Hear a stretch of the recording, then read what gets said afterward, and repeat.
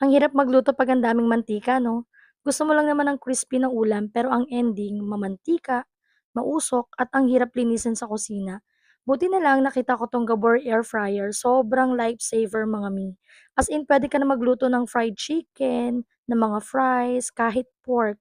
Less oil na pero crispy pa rin, hindi na greasy at hindi na nakakaumay kainin. Tapos ang laki na pala nitong nabili ko mga mi, 8 liters na siya. So kahit pang-buong pamilya, isang lutuan na lang, hindi ka na maghihintay ng ilang batch pa.